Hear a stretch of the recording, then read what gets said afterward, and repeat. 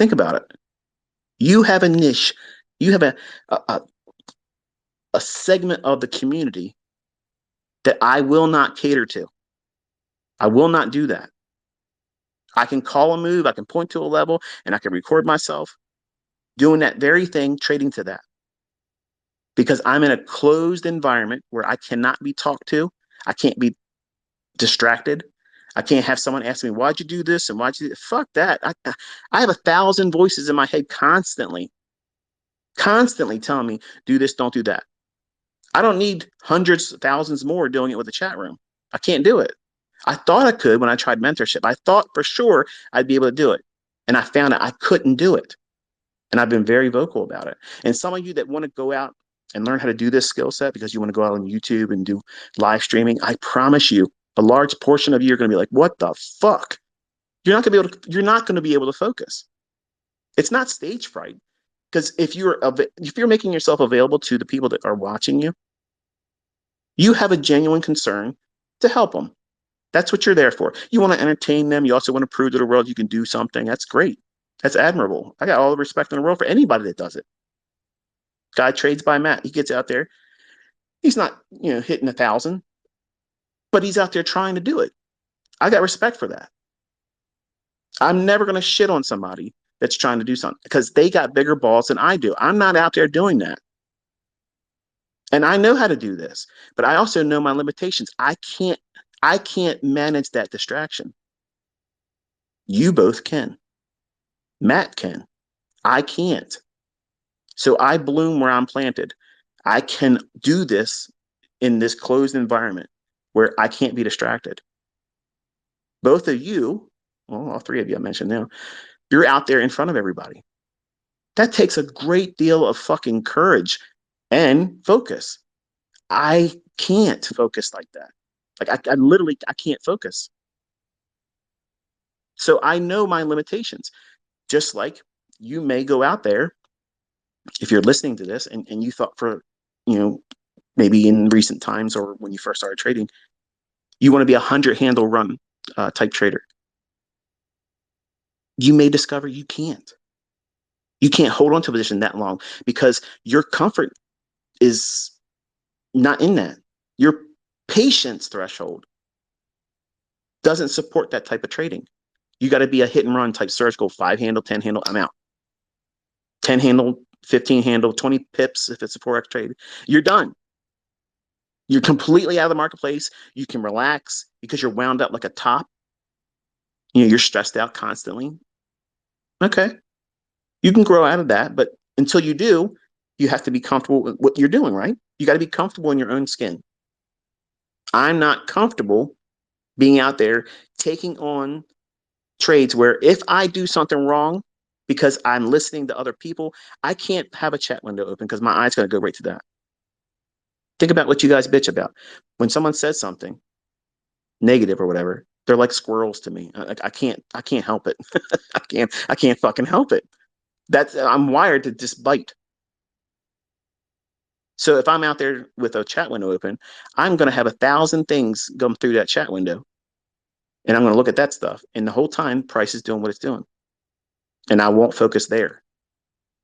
So because I know that's a character flaw in me, that's a human weakness in me that I wrestle with, I must make no allowance for any outside distractions.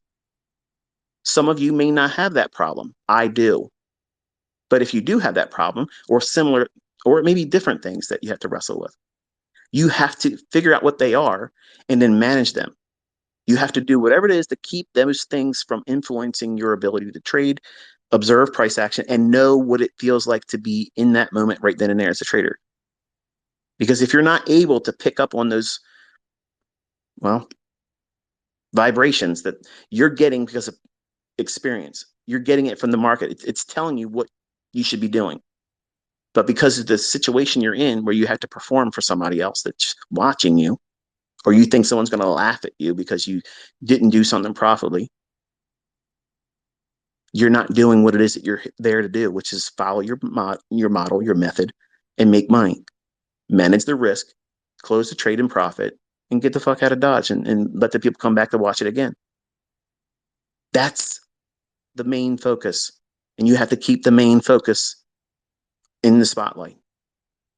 And if you let all this other shit, competition, this guy's better than this one, I can be better than that if I do this and if I do that, just trade. Just stick to what it is that you do and do that. I fucking guarantee you, if you didn't do all these other things and if you listen to your own experience, that little moment where you're doubting, close it. And over time, the more time you do that, you'll see that you'll be more comfortable holding past that. And then over time, how much time? I don't know, but it'll be a fascinating discovery for yourself, and your audiences will see it happening. It'll be recorded in your live streams. You'll have a perfect video journal of what it is that you went through. I guarantee you, watching the video, you'll remember that very moment and you'll think, shit, that's exactly when my asshole was puckering right then and there. And I did the right thing by closing it. Look, it went down and I didn't see it at the time. I kind of felt it could, but I closed the trade. I did the right thing there. And then you can encourage yourself, say, see, I did the right thing in the privacy when nobody's around watching. They can't hear you. And you encourage and you cheerlead yourself. I promise you that you are probably sitting in your house in Florida watching the videos and you're beating yourself up more than you do in your own videos. Stop doing that, because it's channeling that same negativity into your viewership, your audience, and then it makes them do the same thing for themselves. Don't do that. Don't do that. Cheerlead yourself. Say, you know what? I fucking did this shit today this way and it paid out. I'm fucking hammering it. That's right. That's exactly right. And people think that's arrogant. Fuck them. Fuck these people that talk that shit, because they are not making money. So they're fucking miserable. They're miserable. But you're letting those types of people creep in and you're trying to arm wrestle that shit. Oh, I'm going to show the brokies, the haters, the fucking ICT retards. That's what everybody fucking says about everything. And that kind of stuff is not necessary. People watch YouTubers in trading to watch them trade or teach something. They're not there to listen to some horse shit. And I watch all three of you. I watch all three of you. Not every video, not the entirety of them, but I watch you. And all three of you have characteristics that I like. And if I could sit down with you, I would say, look, do this, do this, do this. But neither one of you would do that because you don't want anybody thinking that I taught you anything. And that's unfortunate, because I see potential in all three of you and a lot more of other YouTubers out there. Some guy that trades stocks, I watch him do it all the time, and another dude that trades stock options. They do these same type of things. They let the people in the chat room manage their focus. And when I see that stuff, I'm so much relieved that I came to grips with that real quick. I learned that lesson in 2016 in my first, group and mentorship for just Forex. I thought for sure I was going to be able to do it. And I just couldn't do it. I could not have 800 people ask me questions and feel like I'm going to give them all the attention that they feel like they should get. You can't. No human person can do that. No human being can answer a chat window. Every single person that paid them, they think that they have to have their question answered, and they have every right in expecting that, but not at the single second they asked for it. It's unreasonable. It's unrealistic. And I felt guilty because I couldn't deliver that personable one-on-one experience for them. Like, I'm sure some of you, when you tweet to me and I reply to you and you're like, well, thank you so much for giving me a response, or you make a big deal about like I'm a celebrity. I'm not a fucking celebrity. I'm just a man. That's it. But when you respond that it was an interaction between us both, it's meaningful. Every single one of my paid students want that experience. Every single one of them, because I'm a human being that is like, I'm in one location at one time. I can't be everywhere at one time. I'm not omnipresent. Okay. I'm not God. Okay. I'm not Forex Jesus. I'm not index futures, Godhead. I'm not, I'm just a man. That's it. I'm a man. And I try the best I can to be an encouragement to everyone, even the people that don't like me. There is always some kind of redeeming quality in a person. And I look for that. I look for that in everyone. And also, when it's possible, I try to find some way to steer them in the right direction to make themselves better.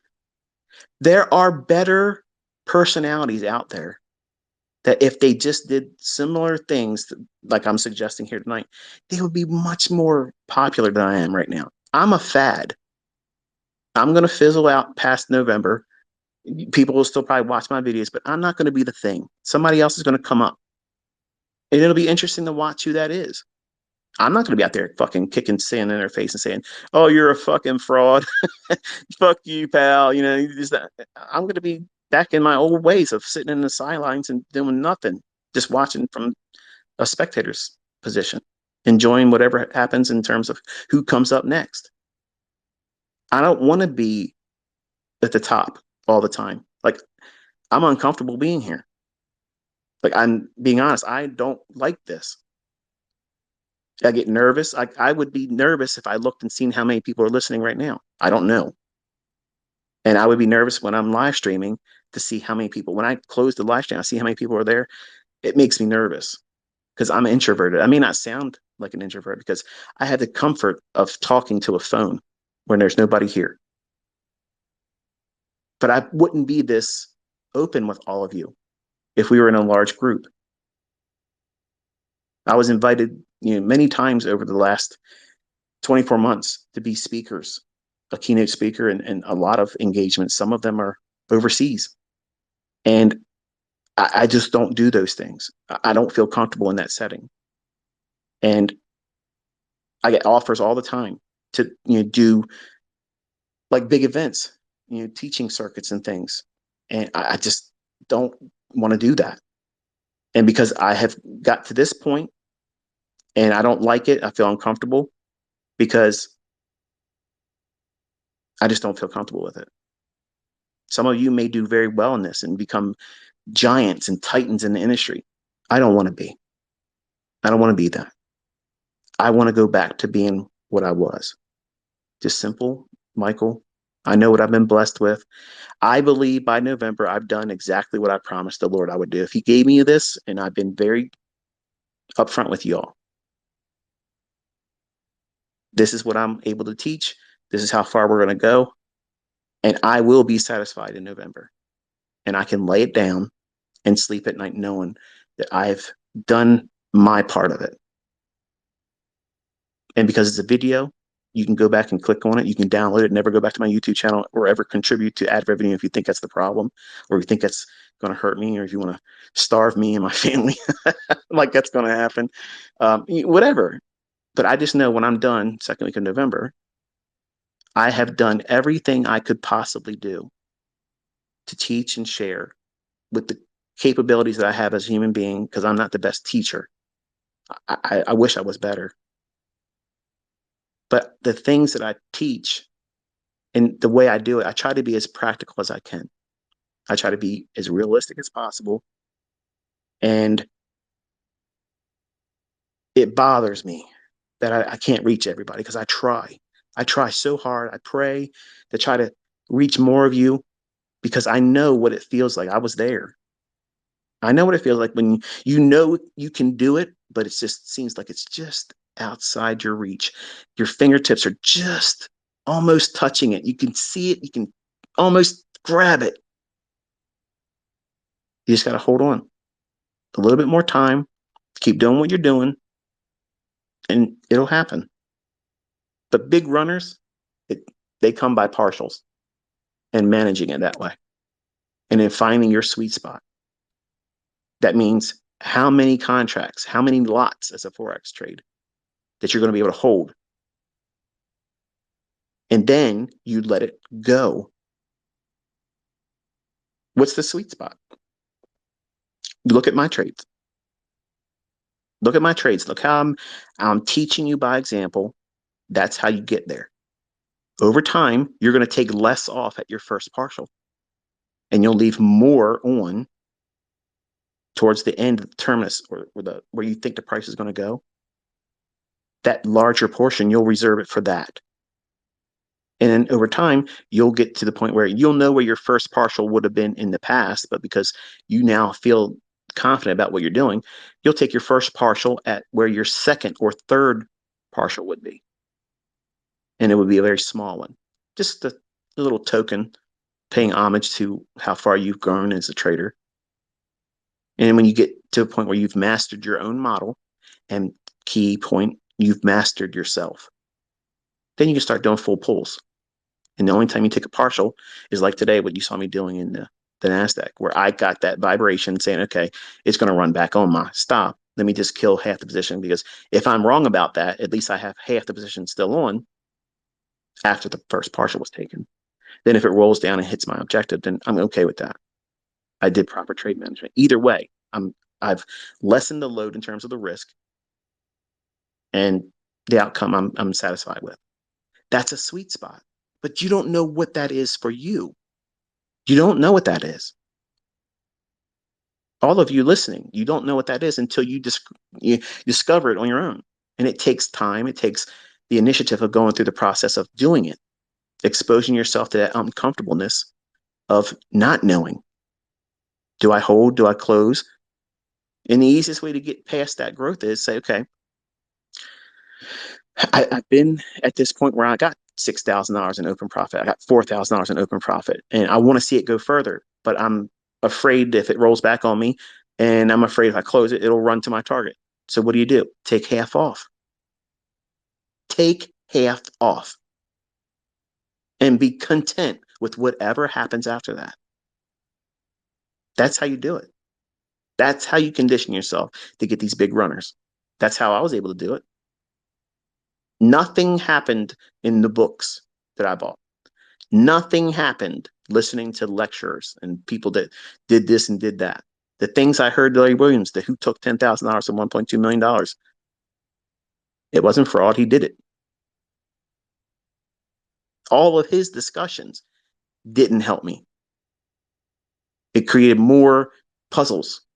Just like I'm sure when I'm teaching what I teach, it creates a plethora of new unanswerable questions.